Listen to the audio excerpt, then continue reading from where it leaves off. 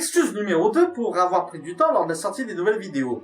Il faut savoir que cet été, j'ai été au Hellfest et donc j'ai plus pris de temps pour préparer mes bagages plutôt que de faire mes vidéos. Je ne l'ai pas dit dans la précédente vidéo parce que déjà j'ai oublié de le dire, mais en plus ça me permet de pouvoir m'économiser au niveau des intros.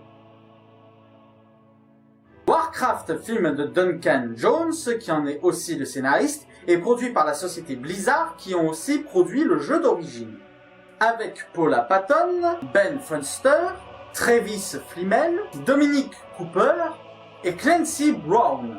Alors que Draenor est au bord de la destruction, une troupe de guerre orque menée par le démoniste Gul'dan traverse la porte des ténèbres pour se rendre sur Azeroth, le royaume des humains, bien décidés à en faire leur nouveau monde. Les humains dirigés par le roi Lian Rim, le chevalier Anduin Lothar et le gardien Medivh sont en train de se préparer pour contrer cette invasion. L'une des espèces lutte pour sa survie, l'autre lutte pour éviter l'extinction.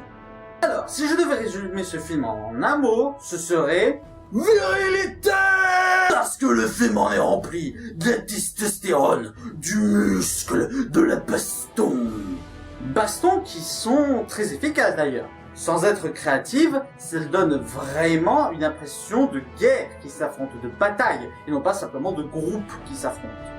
On sent qu'un soin particulier a été fait sur le design du film, que ce soit sur les lieux, les êtres fantastiques ou même la magie. Même si j'avoue, les armures et les décors intérieurs sont un peu trop... toc. C'est trop propre et trop net pour que ce soit prenant. Ça ne donne vraiment pas l'impression que ce sont de vrais accessoires ou de vrais lieux. Je pense toutefois que c'est voulu parce que ça donne un côté féerique qui n'est pas désagréable. Sauf pour Garona. Non, elle, ça fait vraiment moche et ça fait vraiment cosplay raté. C'est d'autant plus dommage quand tu la compares avec des personnages qui ont la putain de classe, comme Gul'dan.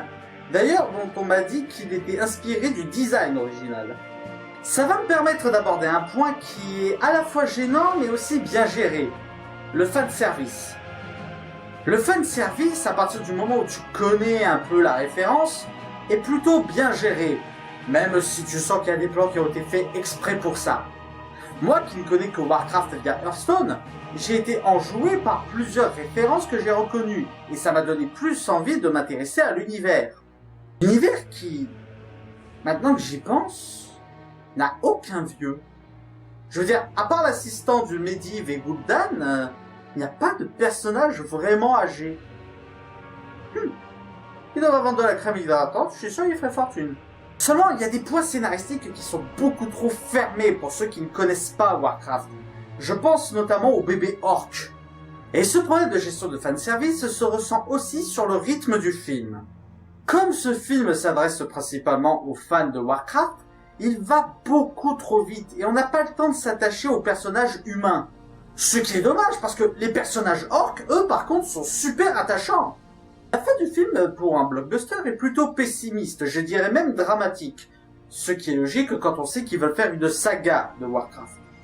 Et je dois dire que ce film est un très bon commencement. J'ai hâte de voir ce que la suite va donner. Voilà, c'était la critique de Warcraft le commencement. J'espère qu'elle vous aura plu. N'hésitez pas à mettre un pouce vert si c'est le cas et à partager sur les réseaux sociaux. D'ici là, allez au cinéma, ciao!